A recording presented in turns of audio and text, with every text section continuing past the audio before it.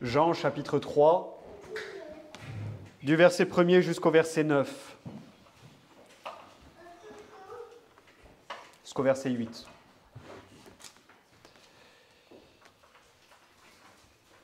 Ainsi dit la parole du Seigneur.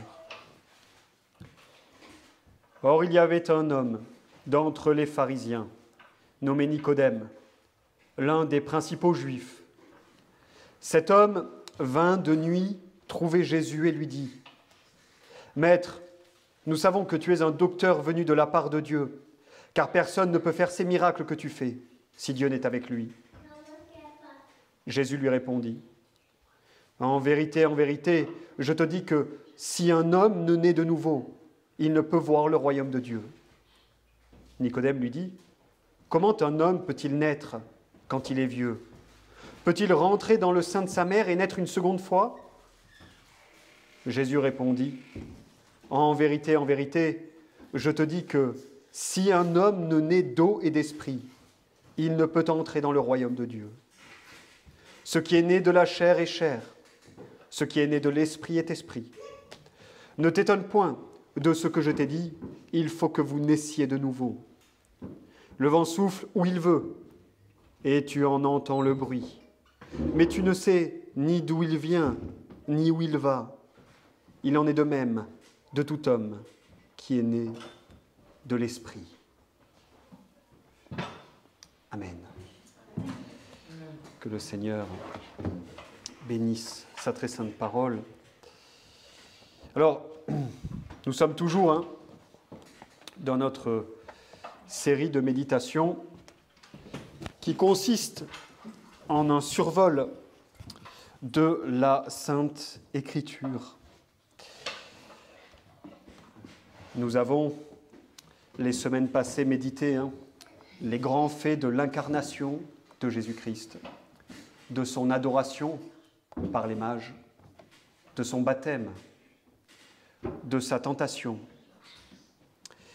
Et nous nous arrêtons maintenant sur l'un de ces enseignements les plus importants. Sur une des doctrines cardinales de l'Évangile, le besoin, selon les dires mêmes de notre Seigneur Jésus-Christ, d'une nouvelle naissance pour entrer dans le royaume des cieux. Et voyez à quel point le discours de Jésus est ici catégorique. Qui entrera dans le ciel ? Les hommes de bonne volonté ? Les hommes qui font tout ce qu'ils peuvent pour mener une vie honnête ?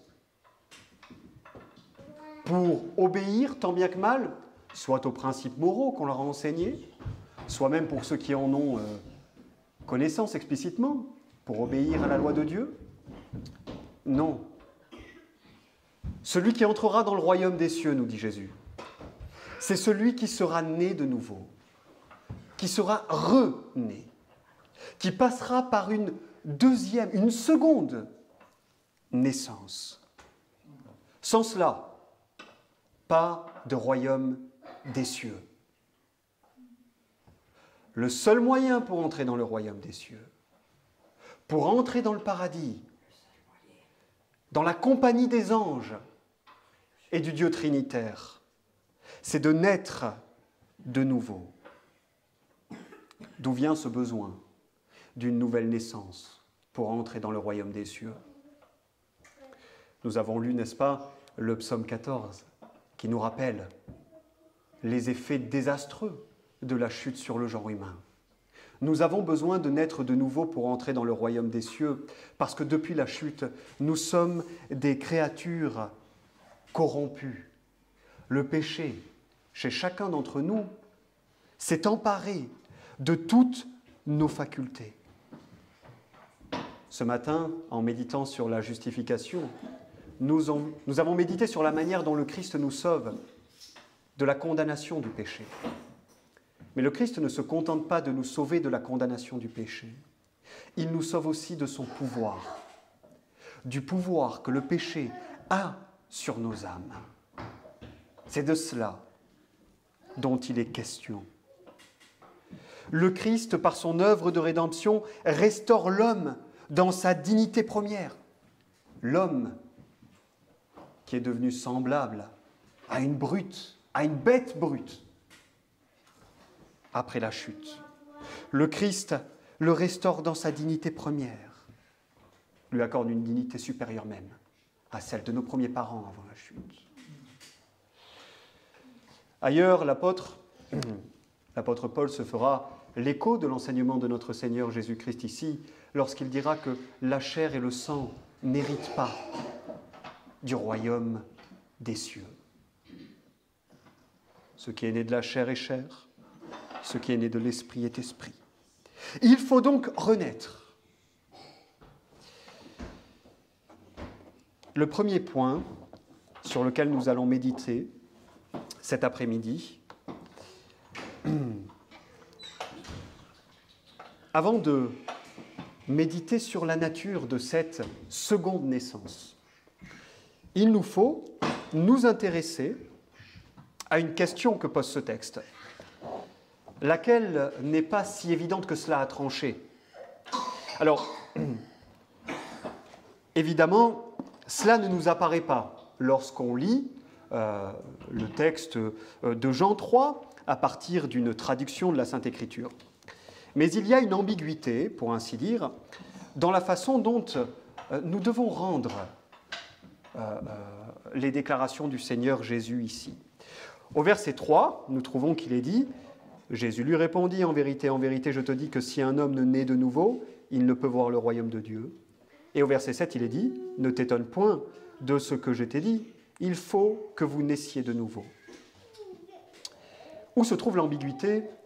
L'expression traduite par « naître de nouveau » peut en fait très bien se traduire par « naître d'en haut ». Alors les traducteurs sont contraints de faire un choix. La plupart font le choix de traduire « naître de nouveau ». Et donc on se pose la question, quelle est la bonne traduction? Alors il est fort probable que les deux sens soient volontairement inclus dans la déclaration de notre Seigneur Jésus-Christ. Il est important de le noter, parce que les deux viennent apporter des informations complémentaires sur la nature de cette nouvelle naissance dont le Seigneur Jésus-Christ nous parle. Le mot grec a les deux sens. Il peut vouloir dire naître de nouveau ou naître d'en haut. Et les deux doivent se combiner pour faire justice à l'enseignement de notre Seigneur. Premièrement, naître de nouveau, c'est-à-dire renaître. Ici, le Seigneur Jésus-Christ nous enseigne qu'une renaissance spirituelle est nécessaire, c'est-à-dire qu'une vie nouvelle doit être accordée aux croyants. Et comment est-ce qu'on sait que c'est bien ce que Jésus voulait dire? Eh bien, on le sait à la réaction de Nicodème au verset 4. Nicodème lui dit « Comment un homme peut-il naître quand il est vieux? Peut-il rentrer dans le sein de sa mère et naître une seconde fois ?» Vous voyez donc, Nicodème a bien compris que le Seigneur Jésus-Christ était en train de parler de naître de nouveau. Est-ce qu'il est possible de naître une seconde fois? Et c'est d'ailleurs précisément à cause de la réaction de Nicodème que la plupart des traducteurs traduisent « de nouveau » et non pas « d'en haut ». Mais ce n'est pas pour autant que la notion de naître d'en haut doit être écartée de ce texte. Au contraire, elle s'y trouve. Il nous faut naître de nouveau et il nous faut naître d'en haut. Cette vie nouvelle qui nous est donnée au moment de cette renaissance, c'est une vie céleste. C'est une vie qui vient d'en haut. C'est une vie qui conduit en haut. C'est une vie qui incline vers les choses qui sont en haut. C'est une vie de communion avec Dieu. C'est la vie même du Christ, infusée dans notre âme. C'est une vie qui restaure l'image de Dieu en nous. Ce que nous dit le texte qu'on a lu dans le Nouveau Testament, Colossiens chapitre 3, verset 10.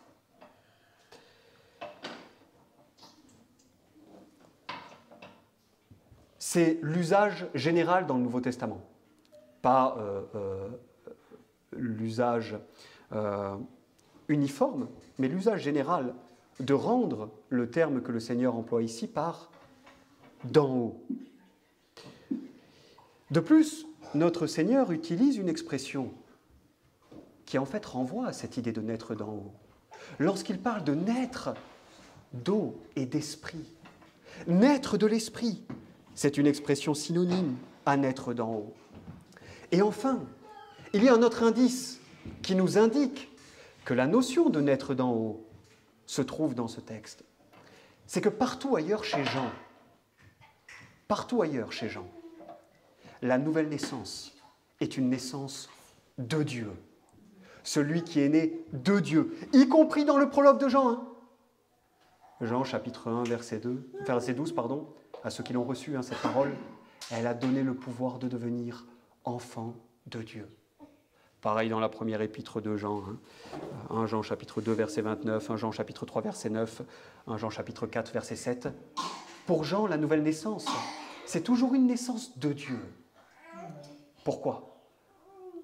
Évidemment, l'enseignement de Jean est informé, il prend forme. Il se calque sur l'enseignement de son Seigneur.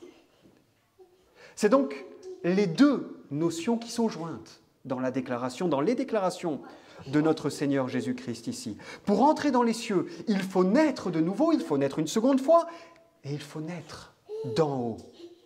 Cette nouvelle naissance est une naissance d'en haut. Autrement dit, pour entrer dans les cieux, il faut un changement radical dans l'homme, au sens propre de ce qui est radical, c'est-à-dire ce qui touche à la racine.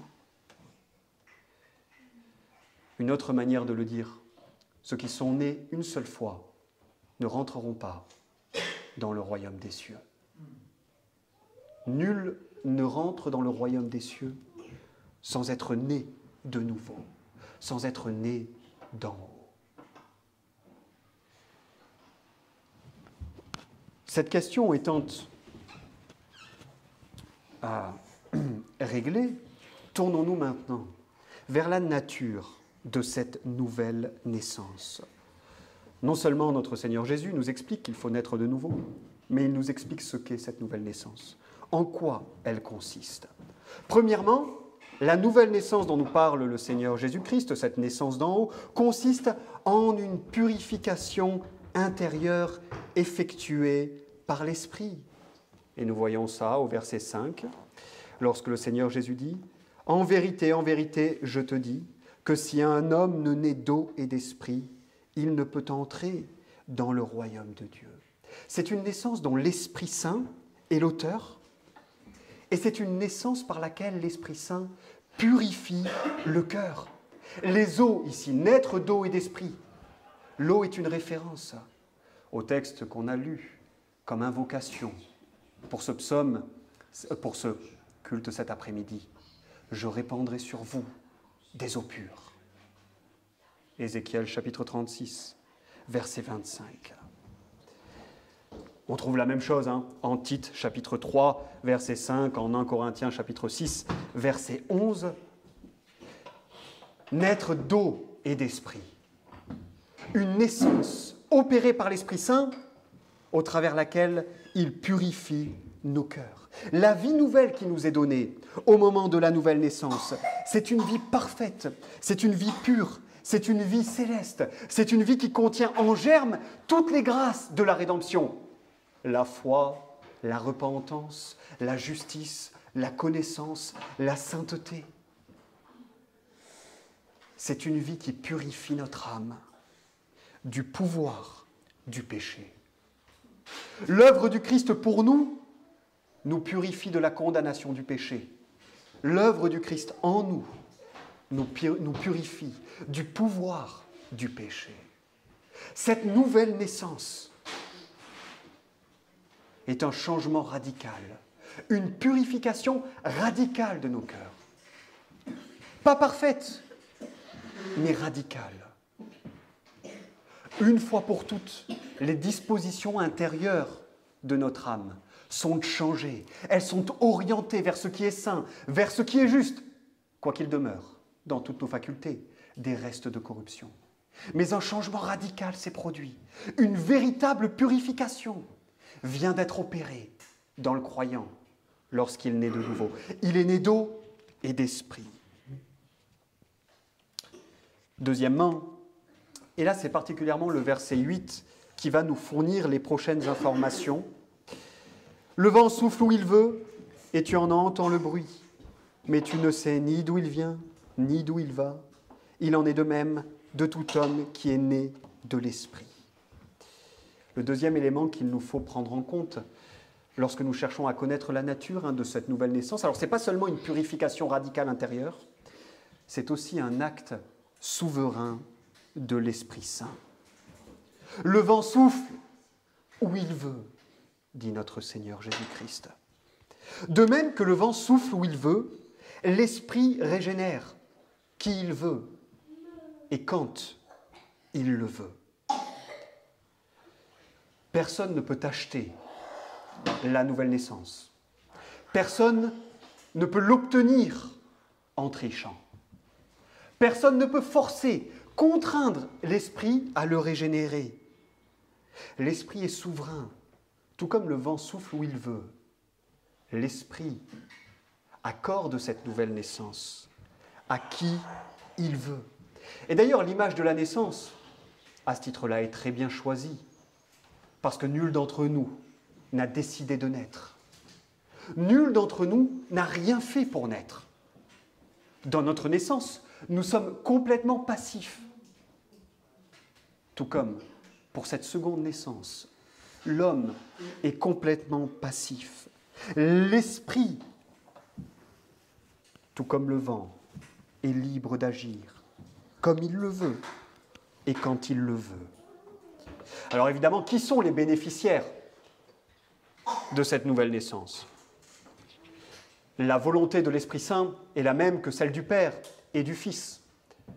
Ceux qui héritent de la nouvelle naissance, ceux qui naissent de nouveau, ce sont tous les élus du Père pour qui le Christ a acquis la rédemption.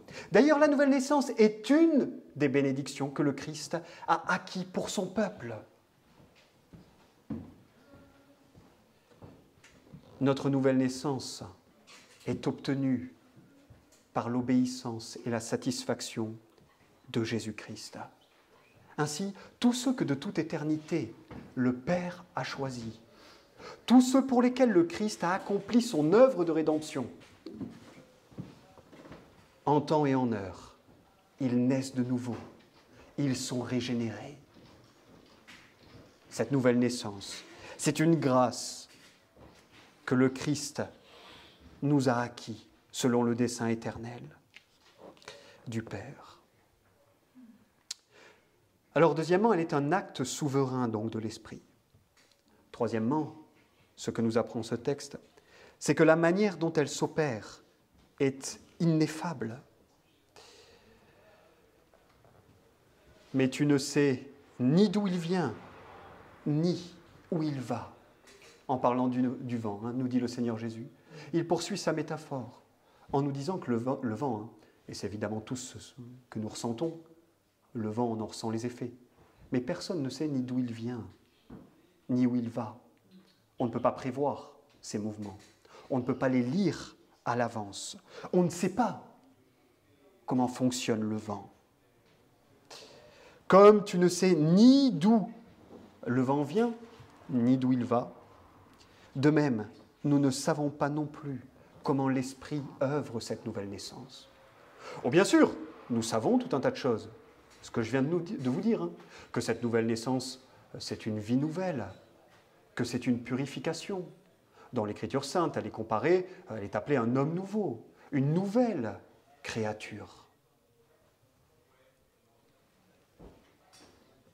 Elle est appelée une naissance de Dieu, une résurrection spirituelle. Mais nous ignorons la manière dont l'Esprit œuvre cela. Et pourquoi est-ce que nous l'ignorons? Parce que c'est un miracle.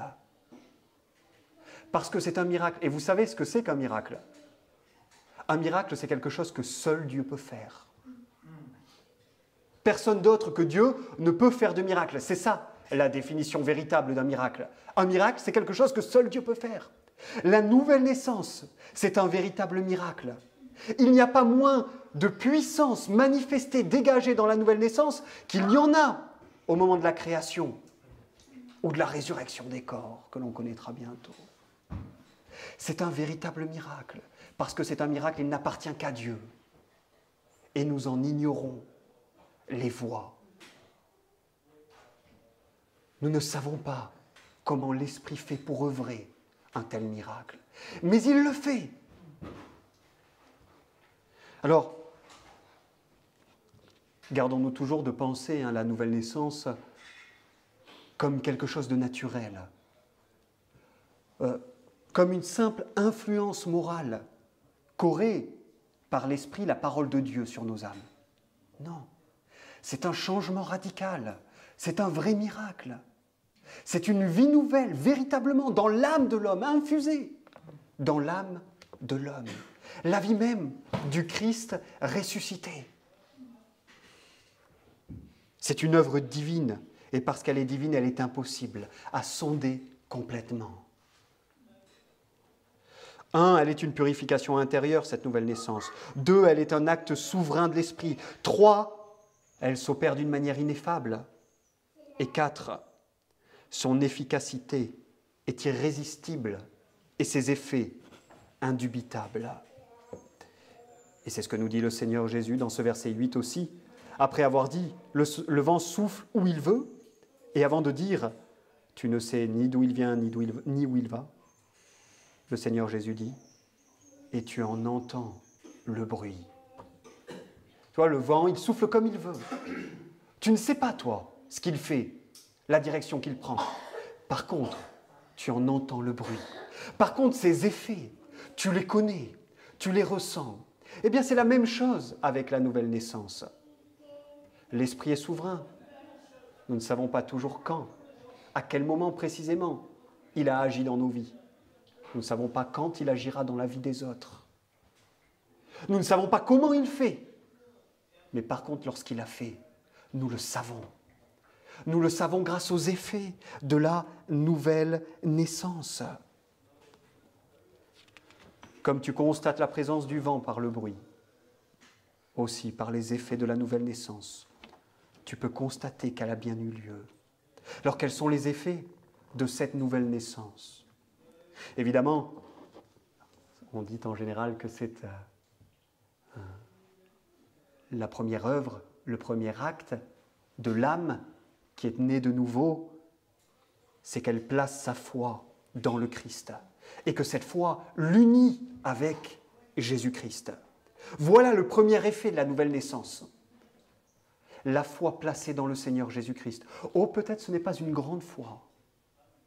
Peut-être que c'est une foi bien faible, modeste, mais une foi véritable qui se place dans le Christ comme Seigneur et Sauveur parfaitement suffisant pour nos âmes.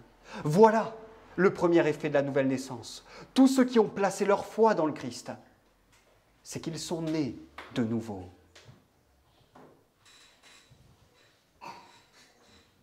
Bien sûr, après cela, vient un changement concret qui est très progressif dans la raison, dans la volonté de l'homme, dans ses affections. Sa vie prend une nouvelle direction. Tout d'un coup, il se met à aimer les choses d'en haut, à aimer les choses de la grâce. Tout d'un coup, il a un désir pour les choses saintes. Tout cela sont les effets de la nouvelle naissance. L'indifférence ou la rébellion pour les choses de la grâce, les choses qui concernent Dieu et l'Évangile, a laissé place à un attrait sincère, authentique, à un désir du Christ véritable. Nous ne connaissons pas toujours, chers frères, le moment de notre nouvelle naissance, mais par contre, nous pouvons en connaître les effets. Et évidemment, cette efficacité est irrésistible, parce que tous les élus naissent de nouveau durant leur vie. L'esprit n'échoue jamais. Personne ne peut résister à ce changement radical. Il y a effectivement des grâces de l'esprit auxquelles on peut résister. Prenez toutes les sections dans la Sainte Écriture qui nous parlent des apostats. C'est un de leurs crimes, d'avoir résisté à certaines des grâces de l'esprit. Eux qui ont goûté les puissances des siècles à venir, etc. Mais la nouvelle naissance, c'est une grâce à laquelle nul ne peut s'opposer. On n'y résiste pas. Et elle se produit une fois pour toutes. Il est impossible de la perdre, hein. Une fois né de nouveau, on ne retombe pas dans les ténèbres de la mort et du péché. C'est donc une grâce qui est efficace et irrésistible. Alors voilà ce que l'on apprend de ce texte. Cette nouvelle naissance est une purification intérieure. Elle est un acte souverain de l'esprit. La manière dont elle s'opère est ineffable, mais nous en connaissons pour sûr les effets. Et par les effets, nous pouvons remonter à la cause et être persuadés, sûrs et certains, que nous sommes véritablement nés de nouveau. Alors, je terminerai avec 2 applications. La première, c'est que ce texte est très intéressant à bien des égards. Et il y a un autre grand enseignement qui nous est délivré dans ce texte, qui souvent passe inaperçu. Peut-être faites-vous partie de ces croyants qui luttent pour dissiper la tension qui existe entre ce qu'on appelle la volonté révélée de Dieu et sa volonté secrète. La volonté révélée de Dieu, c'est la volonté de Dieu telle que nous la trouvons dans la Sainte Écriture. La volonté secrète de Dieu, c'est son dessein éternel, auquel nul n'a accès et nul ne pourra jamais avoir accès. Et alors, vous faites partie peut-être de ceux qui luttent avec cette tension. La volonté révélée de Dieu me demande de venir, de mettre ma foi dans le Christ pour être sauvé. Mais en même temps, et cette pensée est peut-être déjà apparue dans vos têtes, certainement même, et si je n'étais pas des élus finalement? Si je n'appartenais pas à ce que le Dieu Trinitaire a élu de toute éternité? Oui, l'Évangile me dit de venir, mais d'un autre côté, quand je regarde à la volonté secrète de Dieu, je ne peux pas m'empêcher de me demander, mais est-ce que je fais partie du nombre des élus? Et la réponse qu'apportent les ministres de l'Évangile, et ils ont raison, c'est que la volonté secrète de Dieu n'est jamais, pour les êtres humains, la règle de la vie et de la foi. La règle de la vie et de la foi, c'est la volonté révélée de Dieu. Et ce sur quoi notre foi doit reposer, c'est la volonté révélée de Dieu, pas sa volonté secrète, puisque nous ne la connaissons pas. Eh bien, voyez comment le Seigneur Jésus-Christ articule, sans aucun problème, ces 2 grandes vérités. La volonté secrète de Dieu et sa volonté révélée. Le Seigneur Jésus, dans ce texte, il nous enseigne que la nouvelle naissance est une œuvre divine, que l'Esprit est souverain dans la nouvelle naissance. Et pourtant, regardez ce qu'il dit au verset 7. « Ne t'étonne point de ce que je t'ai dit.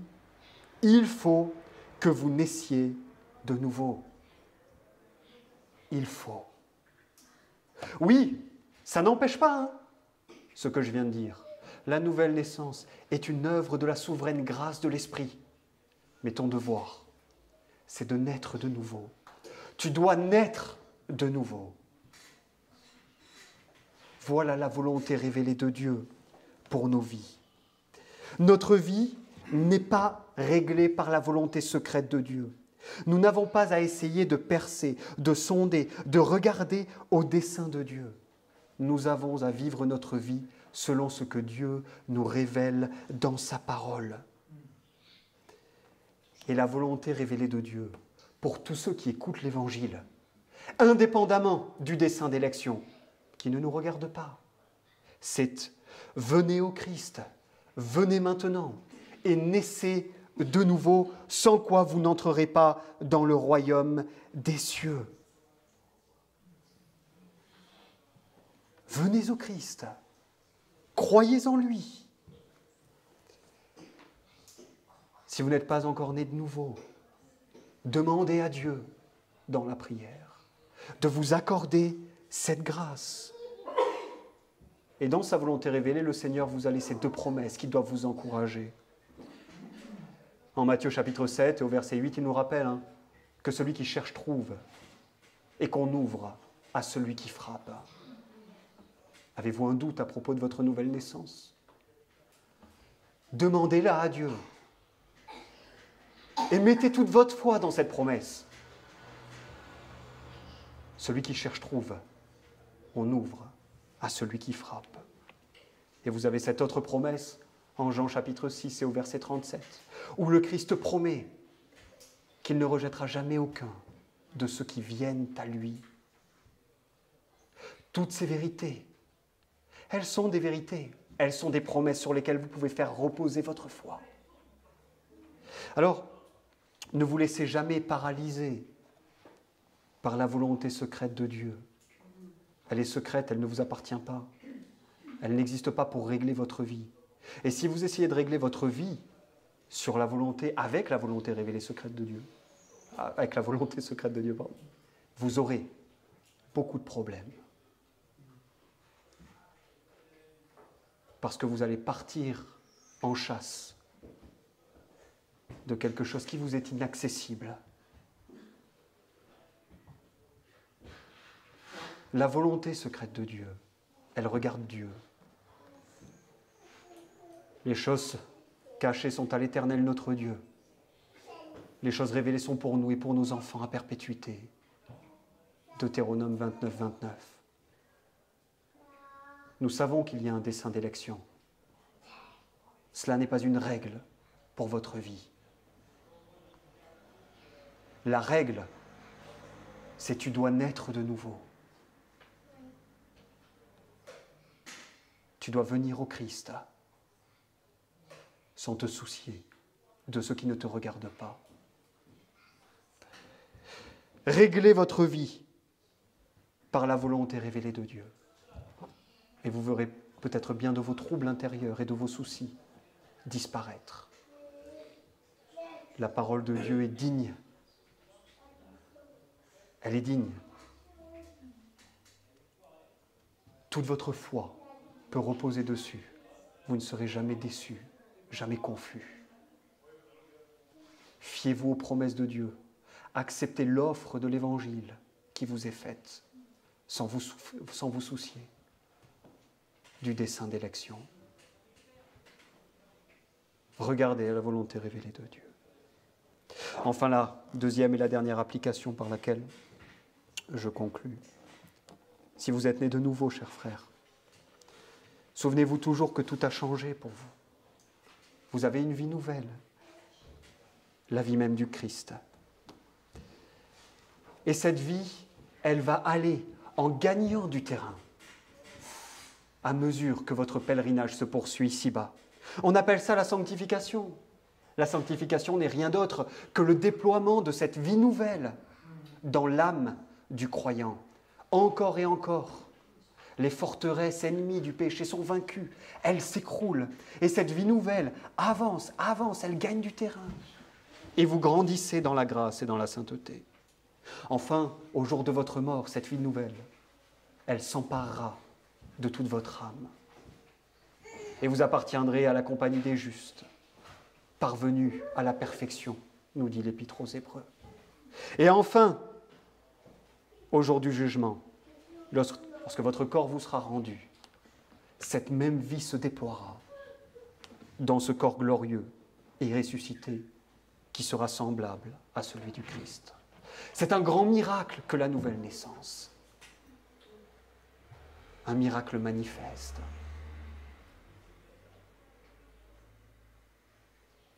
À tous ceux qui sont nés de nouveau, le royaume des cieux est leur demeure et leur destinée éternelle. Puisse le Seigneur donc nous accorder sa grâce. Levons-nous pour prier.